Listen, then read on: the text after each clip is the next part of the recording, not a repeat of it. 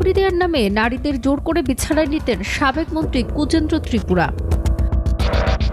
7 জানুয়ারি 2024 অনুষ্ঠিত নির্বাচনে খাগড়াছড়ি থেকে সাংসদ নির্বাচিত হয়ে সর্বশেষ পার্বত্য চট্টগ্রাম বিষয়ক প্রতিমন্ত্রী হয়েছিলেন খাগড়াছড়ি জেলা আওয়ামী লীগের সভাপতি কুজেন্দ্রলাল ত্রিপুরা। জানা যায়, কুজেন্দ্রলাল ত্রিপুরা প্রতিমন্ত্রী হয়ে খাগড়াছড়িতে দলীয় একাংশের নেতাকর্মী ও আঞ্চলিক সংগঠনের পৃষ্ঠপোষকতায় স্থানীয় রাজনীতিতে মহা সাম্রাজ্যের প্রভাব বিস্তার ঘটাতে শুরু করে।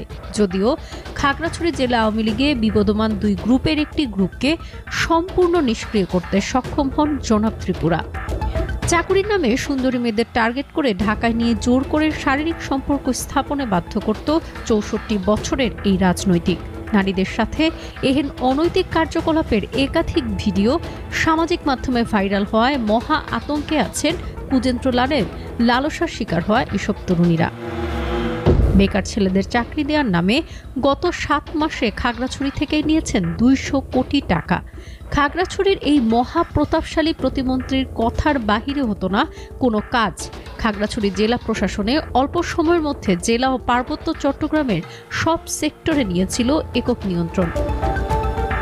গত 5 অগাস্ট আওয়ামী লীগ সরকারের পতন হলে আত্মগোপনে চলে যান জনাব ত্রিপুরা। কথিত আছে, তিনি খাগড়াছড়ি প্রথমে সেনা ক্যান্টনমেন্টে আশ্রয় নিলেও পরবর্তীতে স্থানান্তরিত হয়ে আঞ্চলিক সংগঠনের সহায়তায় ভারতের ত্রিপুরা রাজ্যে পালিয়ে গেছেন বলে জানা যায়। এদিকে খাগড়াছড়ি জেলা বিএনপির সভাপতি ওয়াদুদ ভূঁইয়ার বাড়িতে হামলা ও অগ্নিসংযোগের ঘটনায় সাবেক পার্বত্য প্রতিমন্ত্রী কুজেন্দ্রলাল ত্রিপুরার প্রধান আসামি করে 8 শতাধিক আওয়ামী লীগ নেতাকর্মীর নামে মামলা করা হয়েছে। 15 অগাস্ট খাগড়াছড়ি জেলা বিএনপির সাধারণ সম্পাদক MN আফসার বাদী হয়ে মামলাটি করেন। মামলায় কুজেন্দ্রলাল ত্রিপুরা, জেলা পরিষদ চেয়ারম্যান মংসুইপ্র চৌধুরী, খাগড়াছড়ি পৌরসভার মেয়র নির্মলেন্দু চৌধুরী, জেলা আওয়ামী লীগের সাংগঠনিক সম্পাদক ও সদর উপজেলা পরিষদ চেয়ারম্যান মোহাম্মদ দিদারুল আলম সহ 616 জন আওয়ামী লীগের নেতাকর্মীর নাম উল্লেখ সহ 3 শতাধিক অজ্ঞাত ব্যক্তিকে আসামি করা হয়। মামলার এজাহারে উল্লেখ করা হয়, 4 অগাস্ট শিক্ষার্থীদের সঙ্গে আওয়ামী লীগের নেতাকর্মীদের সংঘর্ষের ঘটনা ঘটে। সংঘর্ষের এক পর্যায়ে আওয়ামী লীগের লোকজন জেলা শহরের কলাবাগান এলাকায় জেলা বিএনপির সভাপতি ও সাবেক সংসদ সদস্য ওয়াদুদ ভূঁইয়ার বাড়িতে হামলা চালিয়ে ভাঙচুর, লুটপাট ও আগুন ধরিয়ে দেয়।